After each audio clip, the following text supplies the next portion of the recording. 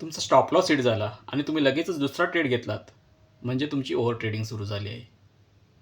आणि बहुतेक ट्रेडर इथेच अडकतात. ओव्हर ट्रेडिंग म्हणजे काय?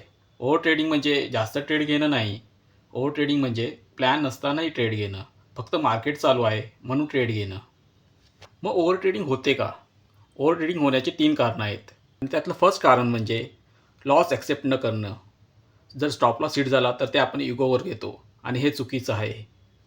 आणि सेकंड रिझन आहे फोमो. एक ग्रीन कॅन्डल दिसली की आपल्याला असं वाटतं की हा ट्रेड मिस नको होऊन दे, म्हणून आपण लगेच ट्रेड पंच करतो. थर्ड रिझन आहे स्क्रीनसमोर जास्त वेळ देणं.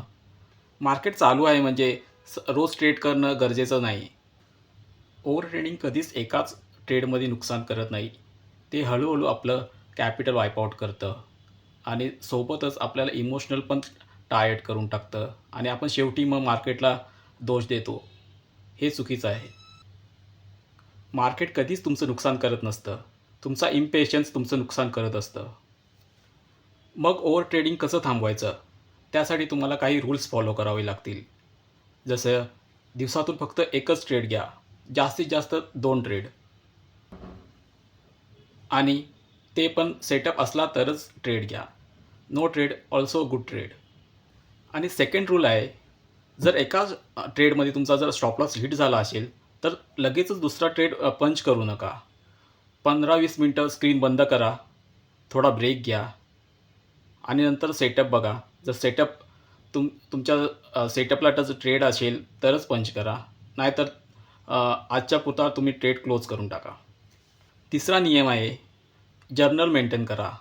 नेहमी तुम्ही जर्नल लिहत जा आणि त्यामध्ये ट्रेडपेक्षा इमोशन्स लिहत जा. आजचा ट्रेड घेण्यामागे माझे इमोशन्स काय होते ते लिहत जा. ते तुम्हाला खूप लाँग टर्ममध्ये हेल्प करेल. प्रोफेशनल ट्रेडर काय करतात? ते रोज ट्रेड करत नाहीत.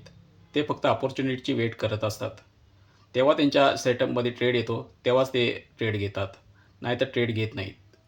मार्केट योद्धा हे आपलं चॅनल तुम्हाला कोणताही ट्रेड देत नाही. तुम्हाला एक स्ट्राँग ट्रेडर बनवतं.